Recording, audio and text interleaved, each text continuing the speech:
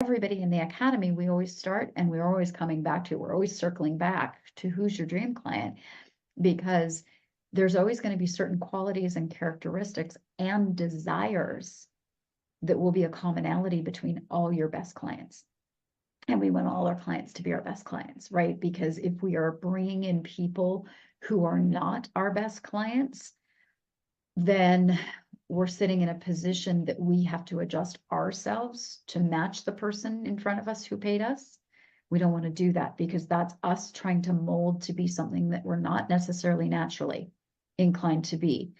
We want to make sure that we're really clear on who our dream client is, so that we can show up for them super strongly and that we can get them results, right? So that it's a service not only to you when you're defining who your dream client is, but it's also a service to the people you serve, because anytime we put ourselves in a position of, well, like, I can help you, but it's not what I'm really focused on doing, they're going to be a side note, or they're going to feel like an interruption, or you might feel frustrated when you have a call booked with them, or you might feel hesitant to, or just that little bit of resistance when you have to respond to a message to that person, because it's not your dream client. And that's why in the Pillar program and the Academy, the very first module is always, who is your dream client? And that's not just for us, that's for the person we're serving. And so we always want to check in and think, okay, so where are they at when they first start with me? That's, I mean, if you want to write down a few questions today that just super simplifies this, where do I want them to be at when they start working with me? We're talking dream client. I mean, yes, you're going to have a little bit of variation in this, but when we're talking about who we want to attract into our programs and what we're doing, where do I want them to be at? Where do I want them to be at in their business, or in their life, or in their thinking, or in their desires? Okay, which leads to another question that you can ask it in a different way. What do I want them to be wanting? For what I do to totally 100% line up, what do they need to be wanting? Okay, so like, where are they at in their journey? What do they need to be wanting? And here's kind of along that line is, and these are just all coming off the top of my head, is what maybe have they already tried that didn't work?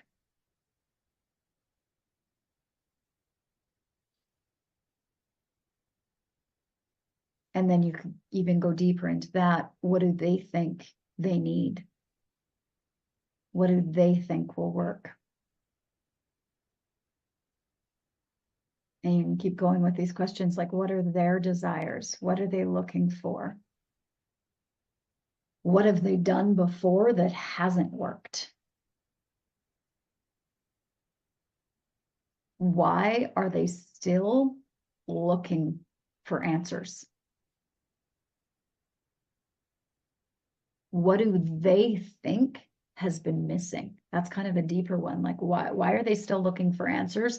That one, I almost wanted to follow up as a second question, because we can get into our expert brains.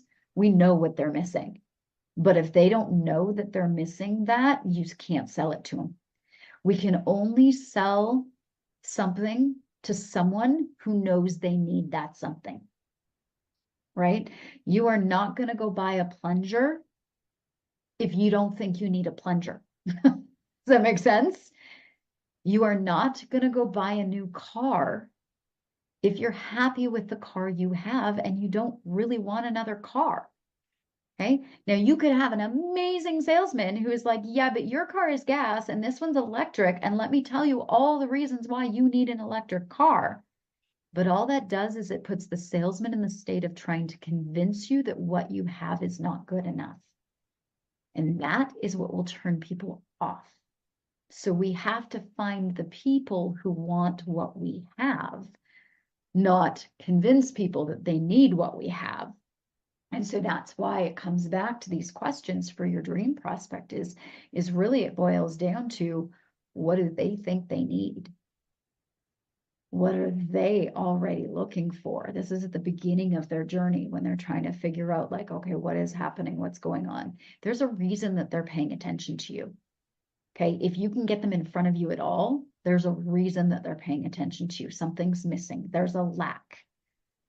And what we want to do as the business owner is see if what we do lines up with what they are lacking, not find out what their lack is and meet them, find out what they need and go fill that. That is when business with balance, pretty much impossible. Okay. It is not about us matching ourselves to what somebody else is needing. It's about being really clear about what we do, how we help people, what we are walking people through, and then seeing if they're a fit. Does that make sense? Because that's when you can become a really strong leader in your industry. That's when you can be like, I am an expert at this. If this is what you're looking for, come on and step on in. Okay. And if we're just like, I sell skincare, I help with weight loss, I help you get your business better, I help you bring more balance into your life, I help you sell houses. These two things are kind of like, where are you? Let me come meet you. And as the expert, we don't want to do that because it will dilute the expertise. So that's why you want to have a really clear start to where your program begins for people, who your dream client is. And we want to have a really clear definition of where the finish line is, what it is that they're desiring, so that we can connect on, my goal is to get them here, and they can connect on, yeah, that's the result I want. And those two parameters of what we do will help define who steps in and who doesn't. And it does two things. From the side of you, the entrepreneur and the business owner, it will make your business so much easier because you're dealing with a common type of person. You don't have to keep adjusting every time you have a conversation with somebody and like, wait, where are they and who are they and how am I? No, you have an entrance and you have an exit into your programs, the goal and where they're starting from. And then you're going to have a whole bunch of variations in here based on the speed that people go at or the steps that they're taking to get there. But their starting line and the finish line is the same. Maybe somebody's rollerblading from the starting line to the finish line, and maybe somebody else is crawling, and maybe somebody else is, they can get there in the way that is right for them, but they know you start here and you end here, and you start here with people and you end here with people. And those parameters being really clearly defined can be really helpful in having more people step up. I think a lot of people get that scarcity thought of, but if I say you have to be at this point to start into my program, my product, my things, what about all the others? They're not going to want to buy. But guess what? If this parameter isn't really clearly defined, nobody's going to buy because they're not positive it's the right thing for them, right? We want people who know where they're starting and know where they're ending. Like, I'm here and I want this. That's what's going to attract people. I'm here right now. I want this. And the here right now could be a specific problem they have. The here right now could be a point that they're at in their journey. The here right now could be a common desire for this, right? And what is that? And that's where the other end comes in, is what is the finish line you're taking people to? What's the result that they're looking for? What is the outcome that you're saying? You work with me, we're going to get you there. I'm not promising it'll be in a certain time frame.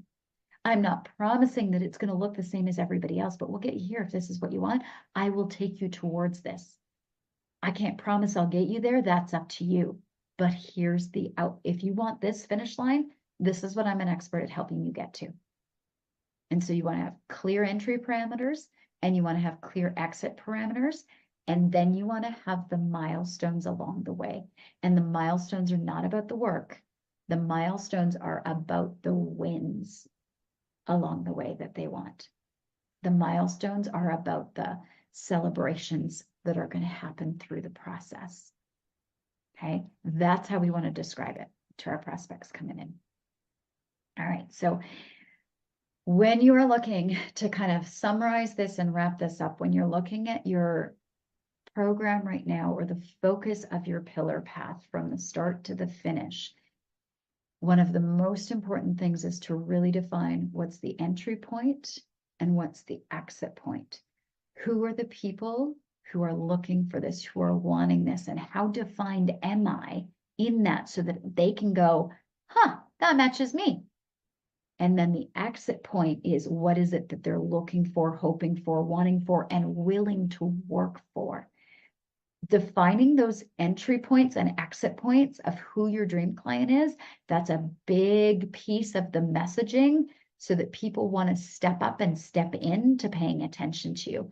Because if we are just for everybody who wants to sell real estate, or we're just for everybody who wants to lose weight, or we're for everybody who wants to run a business, or we're for everybody who wants to look good, they don't know that this is the race that they want to run on. So we really want to define our entry point and our exit points very, very clearly. And then the other piece is those milestones in the middle. And again, milestones not on the work that they're going to do, but the wins that they're going to have along the way. So if we took this as the analogy of a race, right? Here's the starting point, here's the finish line. Oh, and you're going to get to see this beautiful waterfall when you're around this bend, and you're going to be running through these gorgeous fields of clover. That's going to be absolutely terrific. And then you're going to come down the hill, and oh my gosh, you're going to have so much fun because that's where the crowds are and they're going to be cheering you. And can you see how we're talking about the wins along the race, the things they look forward to? Not, okay, you're going to have to keep plugging and your legs are going to be really tired, but it'll be worth it. And we don't want to talk about the work along the way, right? I wouldn't sign up for that race. But if you talk to me about the waterfall I'm going to see, and then the crowds that are going to be cheering for me, and then we're going to come around and it's going to be this absolutely beautiful oasis that nobody can get to unless they get there by foot. So you have to be in this race to be able to do this. And now I might sign up for the race. Okay, so we want to talk about where they are at the beginning. We want to talk about where they're going to the end, and then the milestones along the way. Those are the modules of your program, or those are the steps that you take people through as you kind of let them envision their journey. Let them see the beautiful points of the race that they're running. And that can really help with not only the descriptions of what you do, but also making sure that you're getting the right people into your programs, because those are the things they desire and they're the right people for you. Because I'll wrap up with this final statement. There is nothing that's harder work than selling a program and getting the wrong people in it. There is nothing that is harder work in a business than selling to the wrong people, because especially as a coach or a course creator, they're with you for a while, right? They're probably sticking around for an amount of time. And when you get the wrong people, that's not just draining for a moment. That's draining over and over and over again for you and for them. And that's why we want to be really clear on the parameters of where people start and where their desired finish line is, and the beautiful milestones that they can have along the way. Because then you can pull in the people who want what you have. So you're not adjusting what you have to try and find people. You are pulling in the people that are right for what you have and what you do. And so that's why we want to really clearly define, what's your entry point? What is it that they want? What are they looking for? What are the problems that they have? What are they wanting to solve? What is it they already know? What is it they already can do? What is it that they're looking for? So where they are at the starting gate. And then what does the finish line look like? And you want to kind of align those two when you're talking about it, like where do they want to go? What do they want to accomplish? What is it that they're envisioning as success for them that you take people to? And then what are the wins that happen along the way? That's what I'm talking about with milestones. What are the wins that they're going to have along the way so that they can vision not only the finish line, but, oh, I'm going to be able to get this and this and this, so that there's celebrations that they can see that are a little closer, right? So that they can taste it. It's not so far away. Like you may have an A to Z promise of your program, but if that feels like a big project in their mind, you also won't have as many people enroll. But if you have an A to Z that they're like, that's what I really want, but I'm not sure I believe in myself enough to get there yet. But then we talk about the milestone wins that they're going to have along the way too. That's when people can step up and say, you know what, I think I want this. And you'll find that you have more customers, more clients, more people stepping up to be a part of what you're offering. So there.